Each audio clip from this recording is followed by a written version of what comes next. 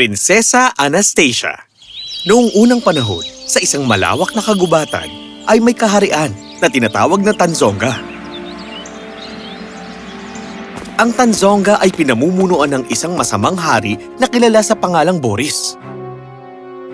Ang mga tao sa kanyang kaharian ay hindi masaya sa pumumuno niya. Napakataas ng mga buwis na pinapataw sa kanila. Mapang-api ang mga sundalo at walang sino man ang may kalayaang sabihin ng mga hinaing nila. Pero hindi naman ito dating ganito. Noon ang Tanzonga ay isang masaya at payapang kaharian.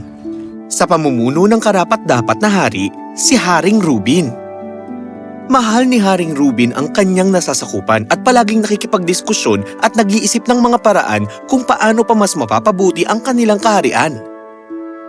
Hindi lang siya isang magaling na pinuno, isa rin siyang mabuting asawa at mapagmahal na ama. Mahal niya ang kanyang asawa at ang kaisa-isa nilang anak, si Anastasia. Maayos ang takbo ng lahat, nang bigla na lang isang araw, si Boris, ang punong general ng hari noong mga panahon na yun, ay nagdesisyong kalabanin siya. Kaya pasikreto at nang may buong pag-iingat, unti-unting inimpluwensyahan ni Boris ang mga ministro at mga kawal para magrebelde laban sa hari. Mabilis niyang naisagawa ang plano niya dahil ginamit niya ang kasakiman ng mga taong ito para makalamang. At nang dumating na ang tamang araw, ipinadakip niya ang hari at ang reyna at ipinag-utos na ilayo sila at ikulong sa isang piitan. Napakasama mong traitor ka! Hindi! Ako na ang bagong pinuno ng kaharian. Ako ang dakilang Haring Boris. Anastasia! Takbo! Huh? Mga gwardya, takpi na prinsesa!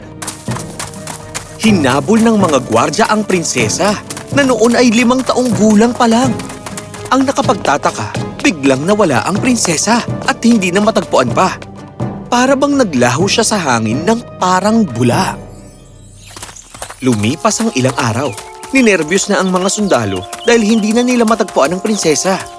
Kaya nag-usap-usap silang lahat at nang makabalik sila kay Boris at sinabing, "Inyong kamahalan, sinusubukang tawirin ng prinsesa ang ilog nang bigla siyang nalunod sa tubig." Magaling! Kung ganoon, ang nag-iisang tagapagmana ni Rubin ay talagang wala na! Sa akin na talaga ang kaharian! Sa akin lang!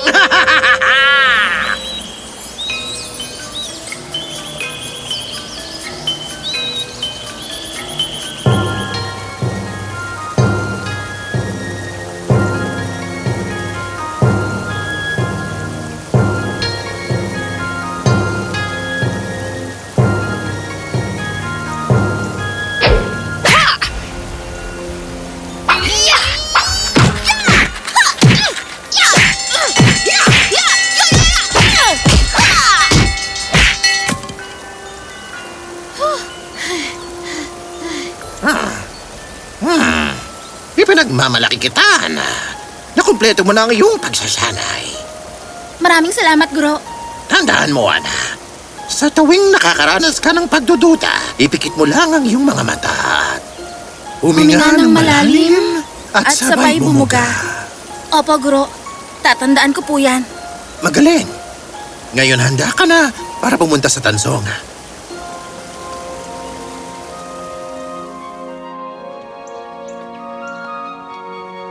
Hoy, bata!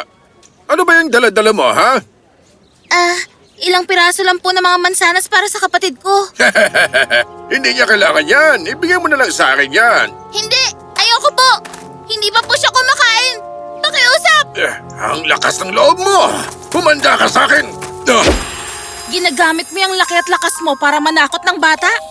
Isa kang tunay na lalaki. At sino ka naman? Huwag ka nga makisaw-saw di... Ah! Huwag ka nang mang-api ng mga inosenteng tao. Bumalik ka na sa hari mo at sabihin mo sa kanyang bilang na ang mga araw niya. Kumaripas ng takbo ang sundalo. Tinignan ni Anastasia ang bata at saka naghandang umalis. Nang sinabi ng bata, Sandali! Ano pong pangalan niyo? Asia. Naku! Isa po kayong superhero, Asia! Super Asia! Umuwi ka na, bata.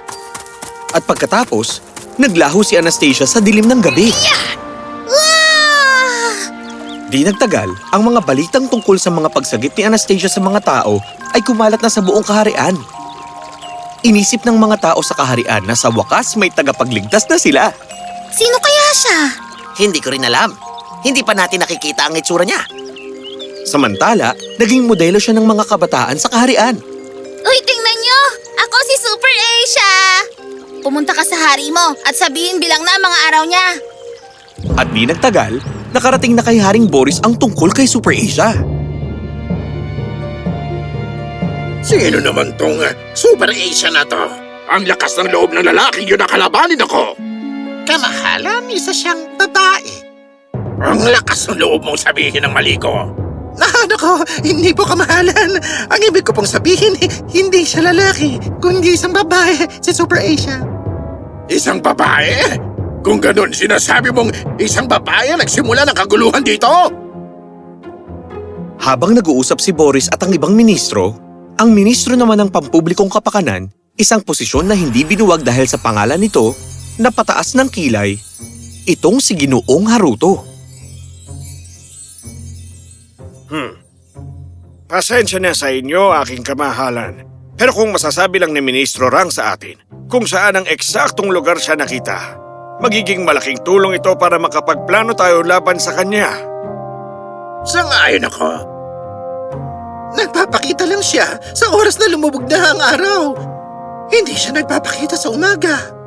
Kahapon, habang nangongolekta ng buwis ang isa sa mga kawal natin nung bandang tanghali, naramdaman niyang para siyang minamatyagan at sinusundan.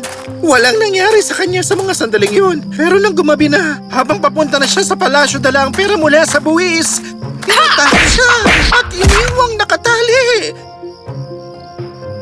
Nitong mga nakaraang linggo, marami sa mga kawal ang inaatake.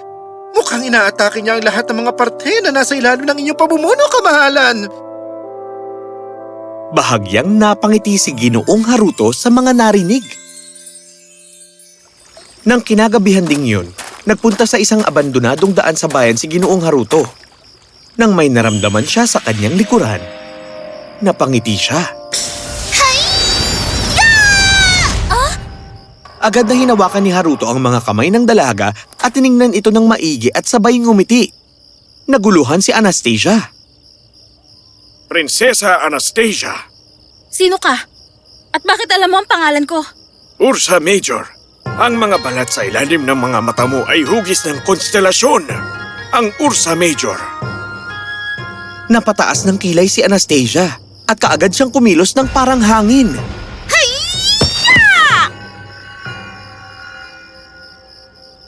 Naitulak niya si Ginoong Haruto sa lupa. Tinuruan ka ng maayos ng kapatid ko. Nagulat si Anastasia. Ang araw na nakatakas ka ay ang parehong araw ng pag-alis ng kapatid kong si Michiko dito sa Tanzonga. Sumagi sa isip ko na maaaring tinulungan kanya. Pero ganoon pa man kinalimutan ko rin ang ideyang ito. Pero kamakailan, nang marinig ko ang mga balita tungkol kay Super Asia at ang kanyang galit sa kasalukuyang pamumuno, sumagi muli ang ideya sa isip ko. Tumayo si Anastasia at ganoon din si Ginoong Haruto. Bakit ka nandito? Ako at si Michiko ay nangako na poprotektahan si Haring Rubin at ang kanyang pamilya hanggang sa aming mga huling sandali. Pero talagang pinlano ni Boris ang lahat ng maigi. Nang makulong ang hari at reyna, pinapili ako kung gusto kong maglingkod kay Boris o masintensyahan ako ng kamatayan. Naisip ko kung ako'y buhay at nasa labas ng piitan, balang araw ay matutulungan ko silang makalaya. Kaya napilitan akong maglingkod kay Boris. Pero sa kabilang banda, hindi alam ng kapatid ko ang plano ko. Kaya umalis siya kasama ka at hindi kailanman sinabi sa akin kung saan kayo nagpunta. Mula noong araw na yon, lagi akong naghahanap ng tamang panahon para mapalaya ang hari at reyna. Pero walang pagkakataon. Hanggang sa dumating ka. Gusto ko nang mapalaya ang aking ama at ina sa piitan. Kung tapat ka nga gaya ng sinasabi mo, ito na ang tamang panahon para patunayan to. Sabihin mo, paano ko makakaharap si Boris nang hindi nagsisimula ng kaguluhan sa palasyo para hindi saktan ng mga gwardya ang mga magulang ko bago ko pa sila marating? Mayroon akong napakagandang plano para dito. ipinaliwanag ni Ginoong Haruto kay Anastasia kung paanong laging napapaligiran ng mga gwardya si Boris maliban sa isang pagkakataon sa isang taon kapag muli niyang inaarte ang pagsakop niya sa buong kaharian sa pamamagitan ng isang palabas sa entablado. Gustong-gusto ni Boris na ipaalala sa mga tao bawat taon na siya ang kanilang dakilang hari.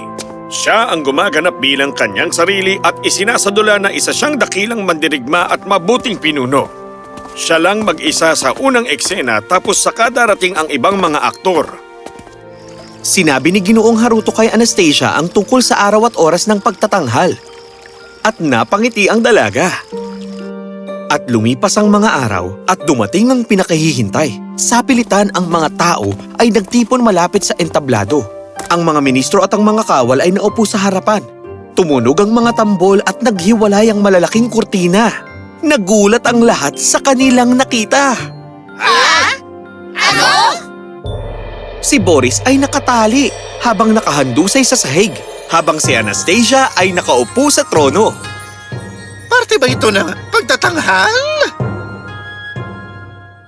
Teka! Si Super Asia yun ah! Di nagtagal na puno ng mga bulungan ng buong lugar. At doon, umakyat si Ginoong Haruto sa entablado at sinabing, Heto na ang araw, ang katapusan ng pamumuno ni Boris, mga ginoo at ginang. Ipinakikilala ko sa inyo ang ating matagal na nawawalang prinsesa at ang karapat-dapat na tagapagmana ng trono, si Prinsesa Anastasia. Nagsimulang maghiyawan ng mga manunood sa kasiyahan.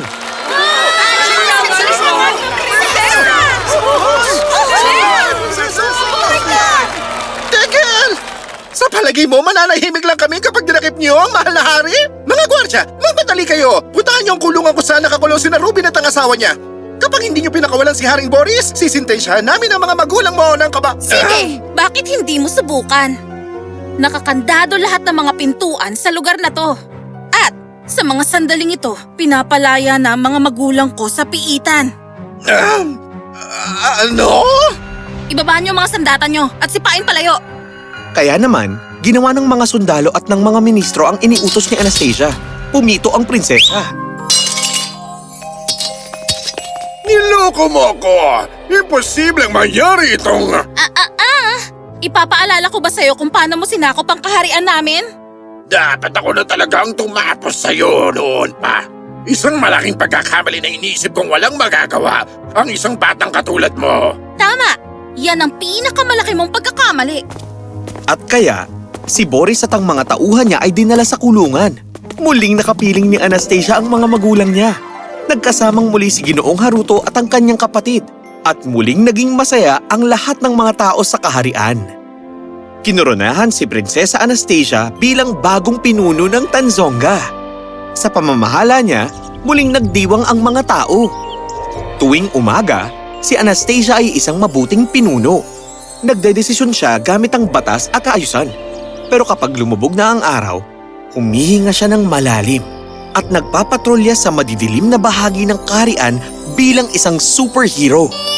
Si Super Asia. Wakas.